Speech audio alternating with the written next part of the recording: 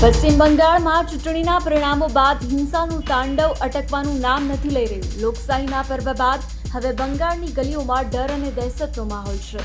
ગત રાત્રે ઉત્તર 24 પરગણાના સંદેશખાલી વિસ્તારમાં પેટ્રોલિંગ કરી રહેલી પોલીસ અને કેન્દ્રીય દળો પર જીવલેણ હુમલો કરવામાં આવ્યો છે.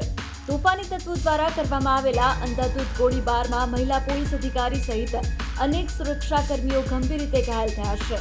હિંસાની આગ માત્ર સરહદી વિસ્તારો સુધી મર્યાદિત નથી. કોલકાતાના ન્યૂ માર્કેટ વિસ્તારમાં ભાજપ અને ટીએમસીના કાર્યકરો સામસામે આવી ગયા હતા. આક્ષેપ છે કે ભાજપના કાર્યકરોએ બુલડોઝર ફેરવીને ટીએમસીની ઓફિસ જમીનદોસ્ત કરાવી દીધી છે, તો બીજી તરફ જિયાગંજમાં લેનિનની મૂર્તિ તોડવાની ઘટનાએ રાજકીય ગરમાવો વધાર્યો છે. બંગાળમાં હવે બુલડોઝર સંસ્કૃતિના પ્રવેશથી સામાન્ય જનતામાં ફફડાટ ફેલાયો છે.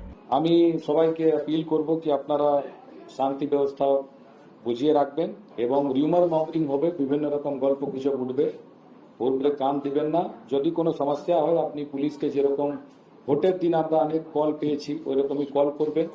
আমাদের টোটাল 65 কোম্পানি আছে সিএপিএফ আজকে টোটাল 240 কিউআরটি চলছে পুরো কলকাতা জুরিসডিকশনে এবং আমাদের কলকাতা পুলিশ কন্ট্রোল রুমে more than 300 people are always stand by. Procession এবং র্যালি যেটা অর্ডার হয়েছিল এবং যেটা এমনি সিস্টেম আছে ভিক্টরি প্রসেশন ওটা পুলিশ পারমিশন নিয়ে করতে আমরা বলেছি. এরকম কোনো পারমিশন না নিয়ে র্যালি হচ্ছে ওটা আমরা কিন্তু আটকাচ্ছি.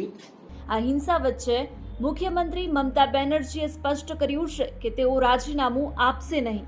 તેમણે આ સમગ્ર ઘટનાક્રમને એક મોટું ષડયંત્ર ગણાવ્યું છે.